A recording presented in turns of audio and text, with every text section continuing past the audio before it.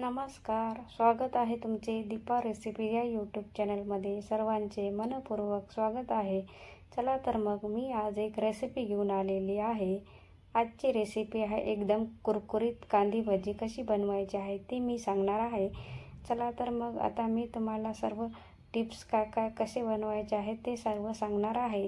चला तर मग तुम्ही व्हिडिओ हा नक्की शेवटपर्यंत बघा.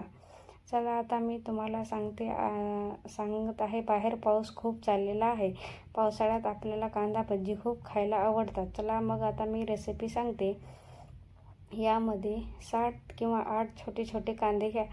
तुमच्याकडे जर मोठाले कांदे असेल तर तुम्ही तेही घेऊ शकता. मी बाजारातून छोटे छोटे कांदे घेऊन आले होते आणि मी कांदा हा छान उभा व लांब पातळ चिरलेला आहे व एका भांड्यामध्ये हा चिरलेला कांदा घाला व अर्धा चमचा मीठ घालून हे कांदे भिजत ठेवा 10 मिनिट. 10 मिनिट ठेवल्याने चिरलेल्या कांद्याला छान पाणी सुटते. म्हणजे आपल्याला बेसन पीठ घातल्यावर पाणी टाकायची गरज पडणार नाही. तुम्ही बघू शकता पाणी छान सुटलेले आहे. यामध्ये मिरची व लसूण छान असे बारीक मी कुटून टाकले आहे. अर्धा चमचा हळद घाला. तिखट तुम्हाला चवीनुसार घाला. तुम्हाला जेवढे पाहिजे तेवढे घाला व भरपूर सारी हिरवी कोथिंबीर कट करून घाला.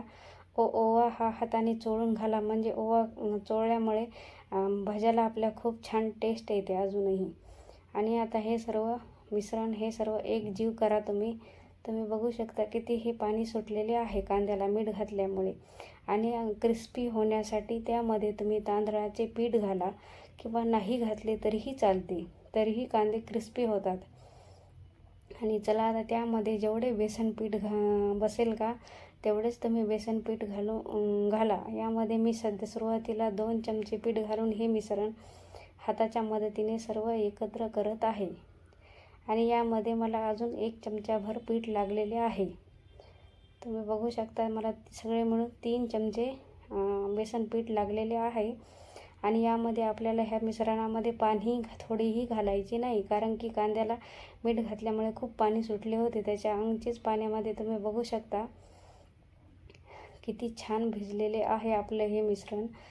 पाणी घालू नका. गॅसवर एक कढई ठेवा. कढईमध्ये तेल गरम करायला ठेवा. कडकडीत तेल तापले त्यातले 2 चमचे तेल आपण ह्या भज्याच्या मिश्रणामध्ये घाला. म्हणजे भजे एकदम अजून कुरकुरीत होतात. चला तेल तापलं का नाही बघूया आपण.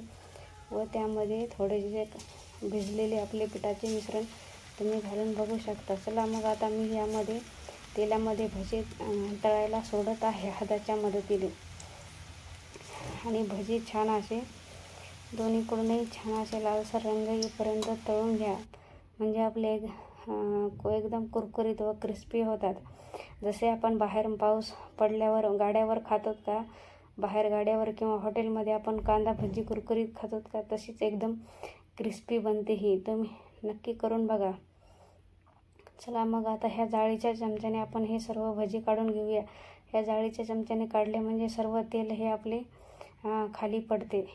बघू शकता तुम्ही किती छान भजी झालेले आहे. एकदम कुरकुरीत आणि एकदम क्रिस्पी झालेले आहेत आणि टेस्टही खूप छान झाली आहे. तुम्ही याबरोबर सॉसबरोबर किंवा हिरवी चटणी पुदिन्याची त्याच्यासोबतही खाऊ शकता किंवा नुसती भजी आणि हिरवी मिरचीही खाऊ शकता. खूप छान लागते खायला. आणि पावसाळा चालू झालेला आवडल्यास नक्की लाईक, शेअर आणि सबस्क्राईब करायला विसरू नका.